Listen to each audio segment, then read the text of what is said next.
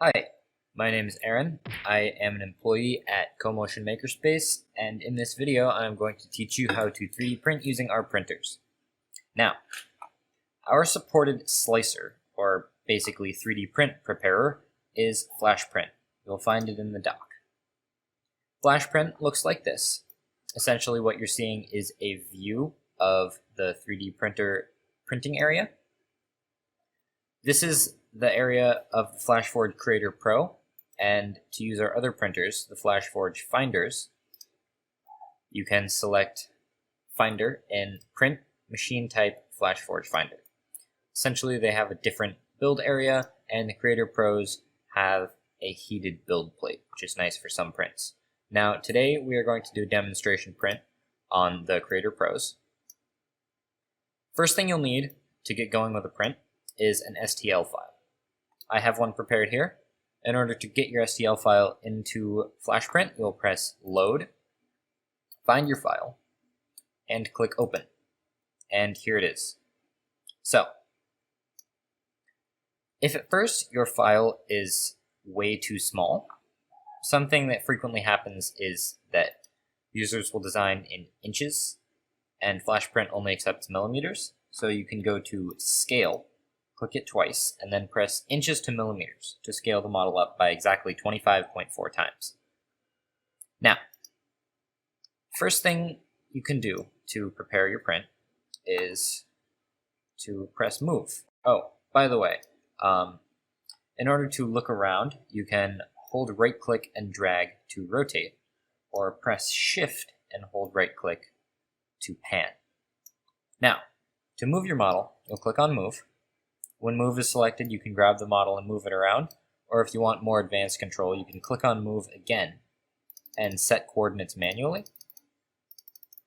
Another thing that may be of interest is that you can press On Platform to move the model down so that it is attached to the bottom. The bottom will look blue if it is connected. And you can also press Center in order to place your model right in the middle. Next control we can use is Rotate. We can rotate about the x-axis, y-axis, and z-axis if we want to. We can press Reset to bring it back to the way it was before, or we can rotate to 90-degree snaps for square parts that may have a better printing base. If our part is off by any amount, we can also press Surface to Platform, and it will attempt to find the best surface based on the bottom. It can't quite get one right now, but yeah, if your part is non-square, it will try to find the best flat edge to snap it to. We can also use Scale. You can simply click and drag on your part to scale it, or if you want to make it longer or taller, you can uncheck uniform scaling and then change the scaling percentages to stretch it out on any axis. I'm going to go back to Reset.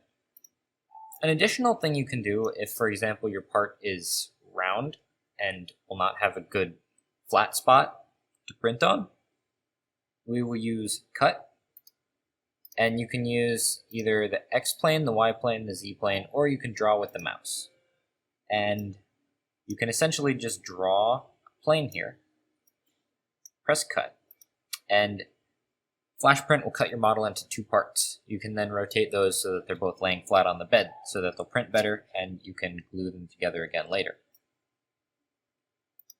Now, once you've printed, or once you've set up your model, you may, even after rotating, need support structure of some kind to hold up some features that don't particularly print well, such as overhangs.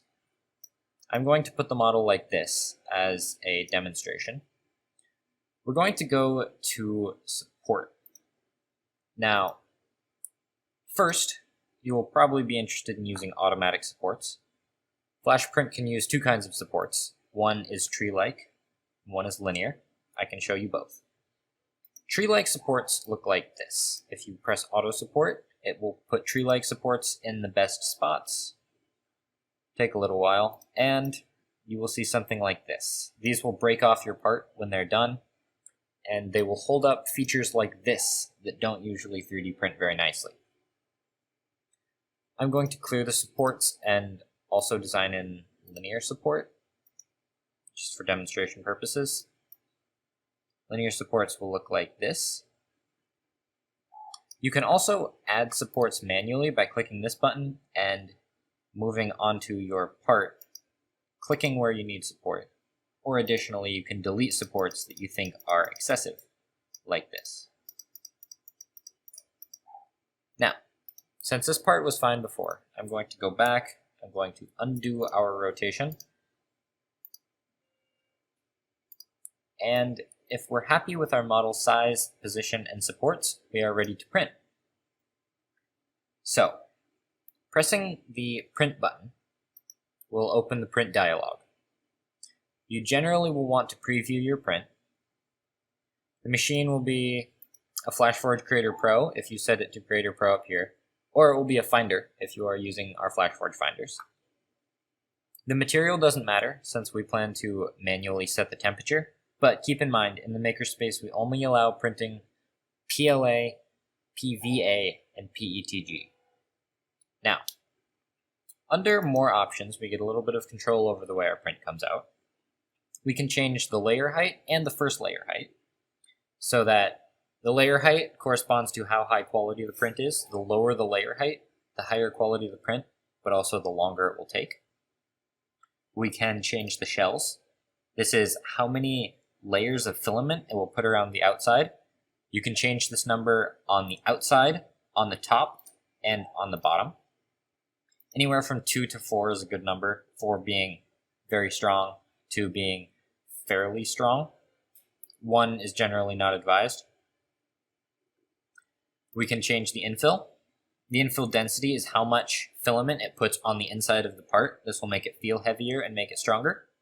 We can also change the fill pattern so that it can be lines on the inside, hexagons on the inside, or triangles on the inside. I'm going to do triangles for this part. Now, combining the infill is when you print the infill layers twice as tall and then print only every other layer. This will make your print faster and generally does not have much effect on strength. Print speed can be set here. Anywhere between 60 and 90 is a good print speed. We can increase this number to make our print faster, or we can decrease it to make the print higher quality. Travel speed is how fast the head of the printer moves around. Generally, this number is alright, but you can go a lot higher if you'd like your print to finish earlier. In terms of temperature, we can change the right extruder and the platform. Typically, we like to print at about 230 degrees Celsius on the right extruder, and we like the platform to be around 60 degrees Celsius. Now, if your part sort of looks melted, like steep slopes are kind of running down the side almost, you may want to turn down the right extruder temperature to 220 or 210, but this is a good starting place. You can also use a brim to help your part stick to the print bed if you don't believe that it will stick well enough because it has a small surface area on the bottom. Now, we're going to hit OK, and it will open this asking us to save the file as an X3G. This is the right file type. This is the file type that the FlashForge Creator Pros will accept.